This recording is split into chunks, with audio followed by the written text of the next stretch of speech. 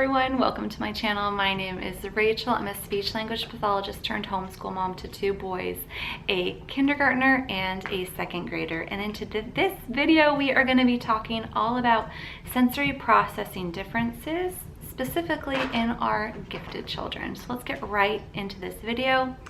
I have my dog Winnie joining me. She herself is a puppy. She is teething, so she's my Velcro puppy, so don't mind her one bit. So total disclaimer into this video is not meant to treat or diagnose your sensory processing differences in your child. This video is just from parent to parent to hopefully teach you some strategies that can be helpful and beneficial to you and your child, and for you as the parent to be seen, because sensory processing can be a challenge as a parent, because your child might be completely fine one day in their little sensory world, and then the next day it's sensory overload, sensory bombardment, and you as the parent don't exactly know what you're going to get each day. So I see you, I feel you, you are seen. Now, the reason I said that gifted children might have sensory differences, it is pretty well established in the literature of research that about a third of gifted children also have sensory differences. So I wanted to just educate you on that your gifted child, some days they might be having a really good day and able to do multiplication, division, and then the very next day, if they're having a sensory overload and you're doing your math, and then honestly they can't do 2 + 2 because they're having such a sensory overload day. So there is, for the gifted parent, as a homeschooling parent, you can have big swings in how they're functioning one day and how they're functioning the next day. And it's all because of how they are processing the world around them, how they are sensing their world and integrating the external into them. So let me talk to you about the 5 basic senses, and then at the end of the video, we'll talk about the 3 lesser known senses.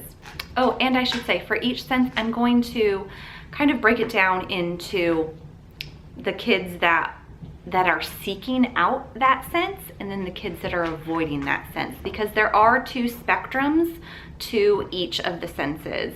And you know, some of those, your kid might love loud music one day, they're seeking that loud noise, and then the next day they're like, I want nothing to do with the world, and avoiding senses. So even if one day they're seeking out a sense, the next day they might be avoiding a sense. So just keep that in mind as well.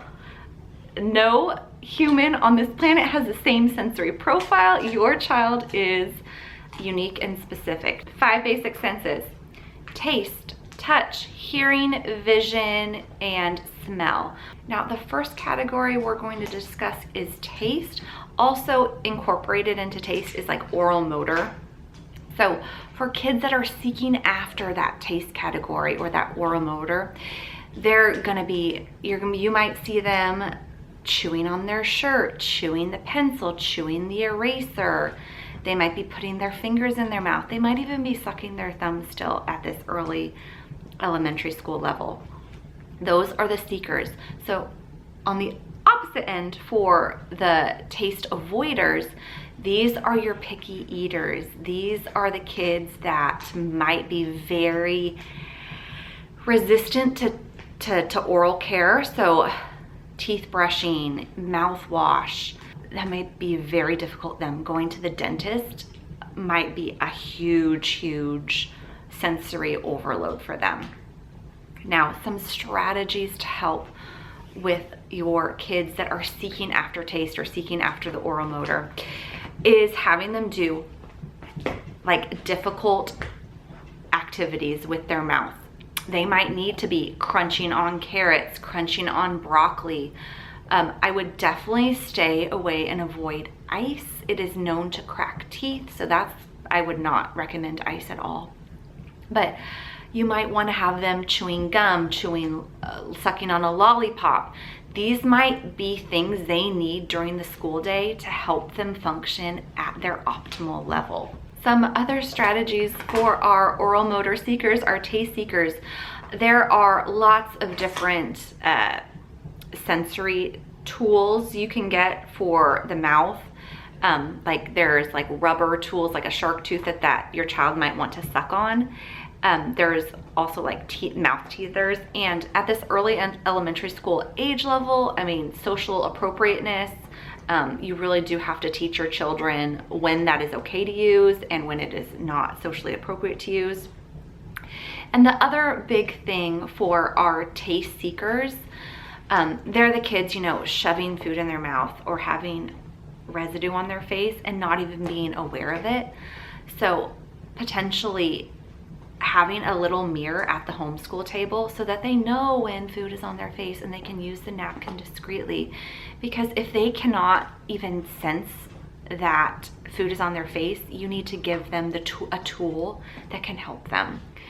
Also, having a very honest conversation with your child that shoving food in your mouth is not appropriate. Teaching them proper manners, and that way they have the cognitive ability to be like, oh, I can override that my sense to shovel food in my mouth. I can slow down. I can take appropriate size bites. On the opposite end are the avoiders of taste or the avoiders of oral motor. You might need to, with them, because those are the picky eaters, you might need to give them a variety of food every day, okay? And they might pick and choose, but at least you're giving them an option. When they go to the dentist, you really need to tell the dentist that they are very oral motor avoidant, and hopefully your dentist can accommodate your child's special needs. Now with oral care, I mean, we have to be brushing our teeth on a daily basis.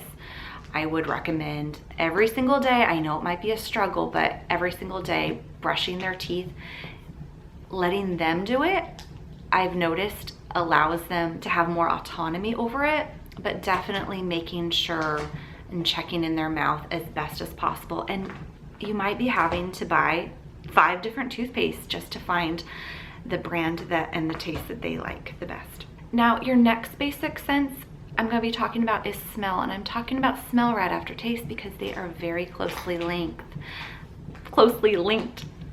So for smell, for our avoiders of smell, they might have a very difficult time.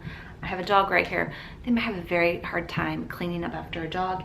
Even the smell of animals can be off-putting to some children.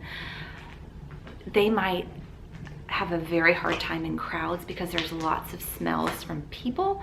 They might have a very hard time at restaurants because it's sensory overload of the smell category. They might also be very picky eaters because of the smell component. Now, on the opposite end is our smell lovers or our smell seekers. These are the kids out in the garden smelling all the flowers. These are the kids sitting in your tomato patch just breathing in all the aroma. These are the kids that go to stores and want to smell all the candles or all the scented things. You might have scented markers and they just might be like smelling them all day. So these are the kids that love smells. Now, some strategies to help your sensory avoiders of smell are to honestly just slowly incorporate one smell at a time, but to not overwhelm them because it can be completely nauseating for them, honestly, at a sensory level. Also giving lots of food choices at a meal, but also being okay with if the food is too aromatic for them, removing it from their plate because it can be just too much for that child. We need them to be able to function in society, so we do have to teach them that smells are a part of our lives and to introduce new smells as appropriate. On the opposite end are your sensory seekers of smell, and you might have to, let them diffuse essential oils in their room because they just love the smell of them, or buy them flowers and put them in their room. They might love that, but letting them experience different smells and also like I said with the taste, it's very similar, giving them different tastes. They might love spice. These are the kids that might love that sense of spice and the smell of it. You might have a very adventurous eater on your hands.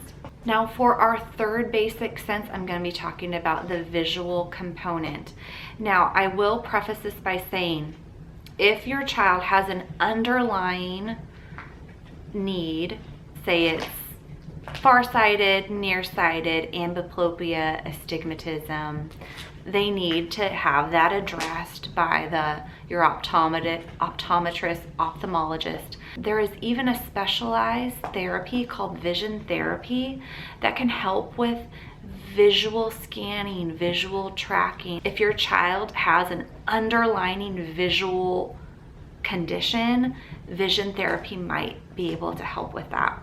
And I think every optometrist or ophthalmologist recommends that every child at age 3 has an appointment to have their eyes checked, because children needing glasses, it goes overlooked every day. So just keep that in mind, that we need to first get their sight corrected so that they can have the good visual processing and integration. Now that I've gotten that disclaimer out of the way for the visual senses, let's talk about our visual seekers. They crave all that visual stimulation.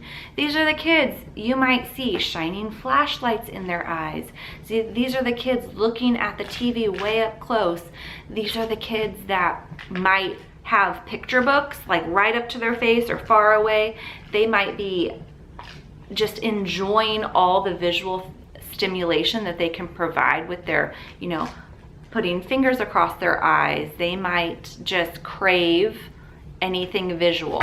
Now on the opposite side are avoiders of visual input. These are the kids that might have a very hard time with bright lights, or needing sunglasses outside, or a page of white with printed black. It's too much for them. That's too overstimulating. Picture books might be too overstimulating. These are the kids that also might get headaches because the visual input is too much. They need to close their eyes and take breaks. Some strategies for our visual seekers. They're seeking out all that visual stimulation so that they can function at their best level. For these guys, we really need at a cognitive level to talk to them about that. It's not socially appropriate to be this close to the TV or shining bright lights in our eyes, because it can actually damage our eyes over time. So at that cognitive level, teaching them that those are not appropriate things to do. And you might have to teach them 100 times, but just keep trying, keep trying, keep trying.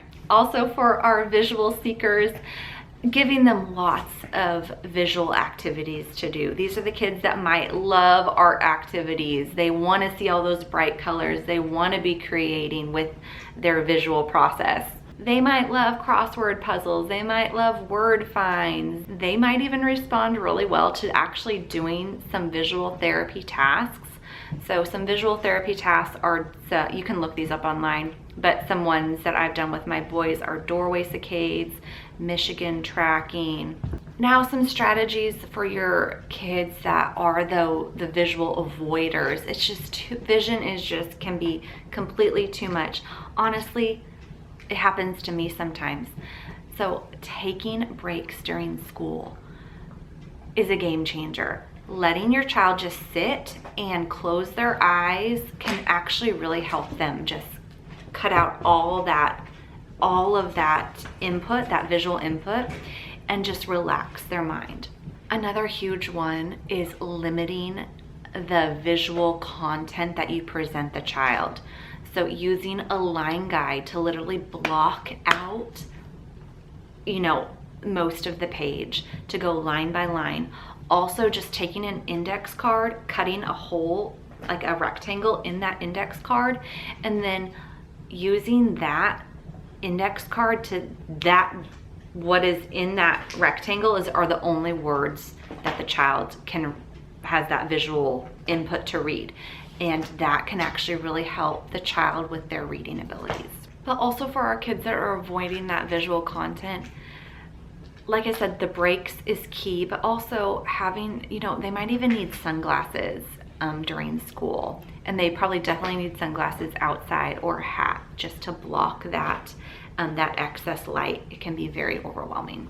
Now, our fourth basic sense we're going to be discussing is hearing, or the auditory component. Some differences in our gifted kids that are seeking out that auditory stimulation.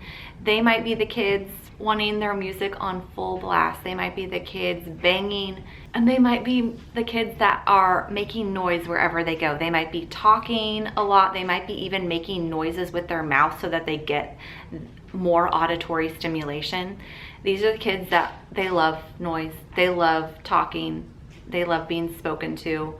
Now, on the flip side, our kids that are avoiding that auditory input, these are the kids that you see them with their hands over their ears saying too loud. Maybe when a lawnmower starts up, or a car engine starts up, or you're in a public bathroom and a loud, noisy hand blower goes off. So some strategies to use with your children that are seeking out that auditory stimulation. They might function best when music is on. So having some music on in the background for them, or they might really love having audiobooks on in the background. They need that auditory input to function at optimal level. And allowing them to have loud music on for short periods of time, that they might love that. Now, on the flip side, those kids who that auditory, they're avoiding it at all costs. Giving them the option of having earmuffs or having earplugs when they're out and about, that's an option. And during those homeschool days, allowing your child to have breaks. Again, same with visual, they need to shut out the world. Same with those auditory kids they need to just quiet their brain, quiet their mind. Having them go to the quiet corner, or in cozy corner, whatever you want to call it, having some quiet room time, that is what they need to reset their brain, and then they can come back to school and function better. And honestly, if you are noticing that your child is on the cusp of overstimulation and meltdown, the best thing you can do for those kids that need that auditory input stopped, as the parent, just stop talking. It can be very difficult to do when you want to help, you want to figure out what's going on, you want to teach them, but just stop talking. If they're having a meltdown because of a behavior that happened, like a sibling rivalry, yes, stop talking, let them calm down, but go back to that and address that behavior when it is appropriate, when they are regulated. Because honestly, that child cannot process the information you're telling them when they are overstimulated. You need to stop talking.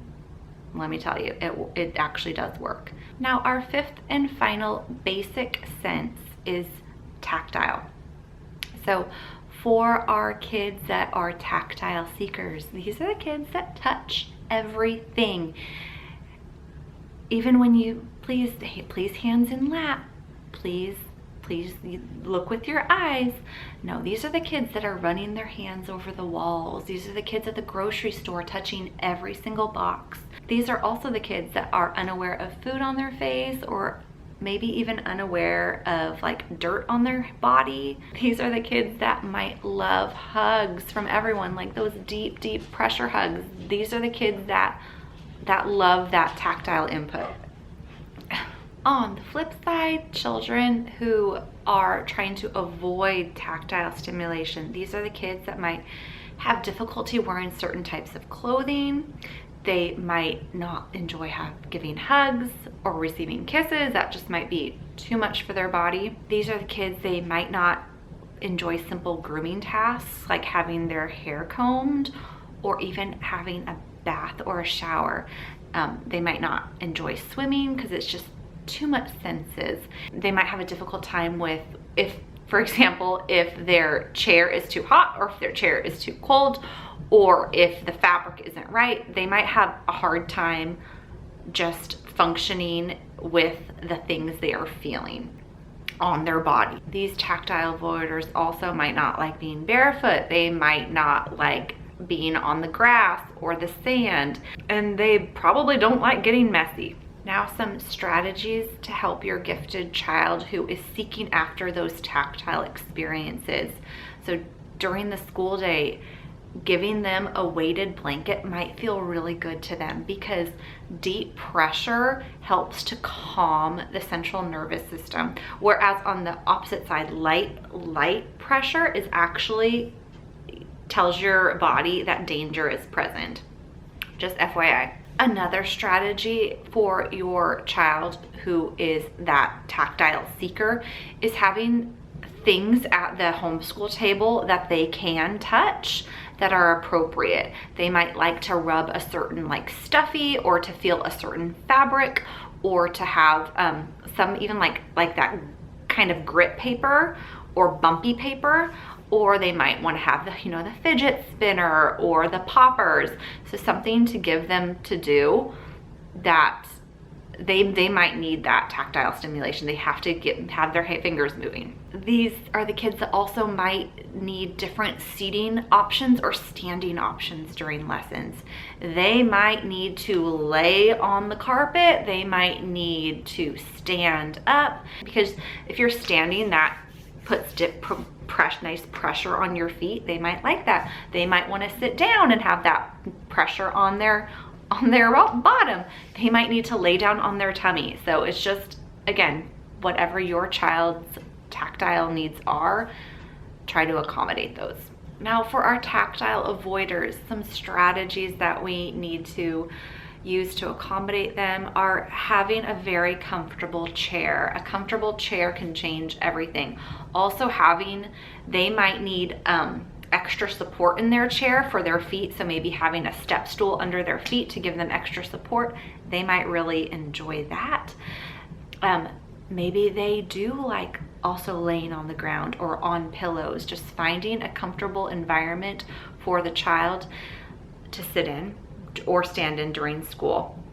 Also, they too might like a soft item at this where they do school, so that they can rub it and feel it. And it might provide some good sensory information.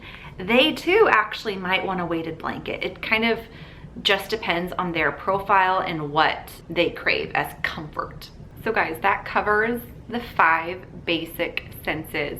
Let me know in the comments what strategies you guys use that I missed, because there are hundreds of strategies you can utilize to help your children who are having some sensory processing differences. So please share down below. So those are the 5 basic senses. I told you there were 3 more senses that you might not know about. The first 2 senses are known as sensory integration senses. These 2 are vestibular and proprioception. And this is not information coming at you from the external world. This is information internally. So vestibular it's your inner ear. So it helps with your balance and your sense of spatial awareness. Kids who are seeking out vestibular input might be the kids that are constantly spinning, constantly jumping, constantly moving their bodies, and never seeming like they have enough movement. These are the kids that can spin and never get sick of spinning. These kids really need to keep moving to keep functioning at an optimal level. Now on the flip side, children who are over responsive to this vestibular system, these are the kids that may be very cautious movers. They may not like going on jungle gyms. They might not like swings. They might walk very carefully because they are worried they're going to fall, because they cannot rely on their sense of balance as the typical functioning person does. They might have a fear of falling because they've fallen so many times.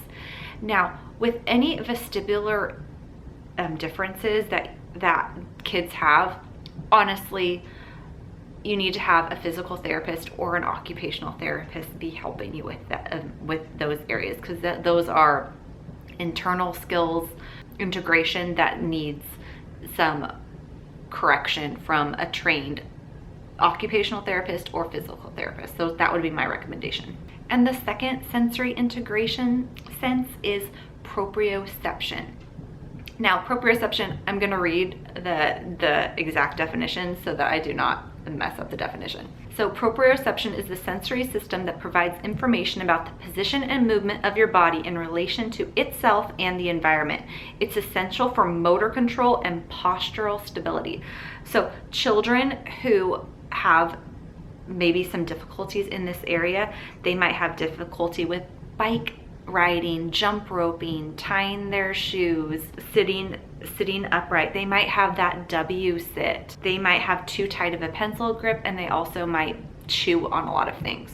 Also, because proprioception is about positioning of your body, these kids might have like zero personal space. They might want to be right up next to you, or they might want to have lots of personal space. They might want to be far away from things. So just keep that in mind. So again, proprioception is one of those internal senses that an occupational therapist and a physical therapist really need to treat. And the third and final sense is one of the internal ones. It's called interoception, and it is our ability to identify, understand, and respond to our body's internal senses from our internal organs, such as being hungry, being in pain, being hot, cold, needing to go to the bathroom, feeling tired. So basic internal needs and our ability to understand them and respond appropriately. Again, an occupational therapist and a physical therapist need to address this internal system. It's called interoception. So you guys, those are the 8 senses. So we have those 5 basic ones and the 3 more internal ones. Now again, the goal of this video is to just bring awareness that gifted children, 33% of them also have sensory processing differences that you know, the average person just might not be aware of. So just bringing education, bringing support. Let me know in the comments any strategies you use, any struggles you might want to share to just bring support to this community. Because the goal as homeschooling parents with gifted kids who have these sensory differences, the goal is for our kids to be regulated so that they can have the benefits of self-regulation. Self-regulation has so many benefits. Better relationships with their siblings and their parents, better attention. They're more happier, more adjusted, more stable. They're more curious. They'll have more engagement with their environment. I mean, the list of benefits for having regulated children at this elementary school age just goes on in all the benefits. Because we don't want those negative behaviors of an overstimulated child, the hitting, the screaming, the tantruming. If you know, you know. And on the opposite side, we don't want an understimulated child who's withdrawn and cautious of the world. We want a well-rounded, adjusted child who can perform at their optimal level. Now, I have thought about doing this video for a long time, and like I said, it's my most well-researched video that I've ever made on this channel. I got lots of good information from continuing education classes I take for maintaining my speech-language pathology license. I actually have other video topics that I can make on children who are gifted and the differences that we might see, whether it be social interactions or social emotional well-being. There are a few different topics that I would love to make. If you guys are interested in me making those, please let me know in the comments. Let me know if you enjoyed this video. Let me know any strategies you use, any questions you might have. And I think this video wraps up. I think it's gonna be a long one, but I think it was some good information. Well, with that being said, I hope you liked this video. I hope you learned something. And with that being said, I hope you're having an amazing day wherever you are. Thank you for watching. Bye.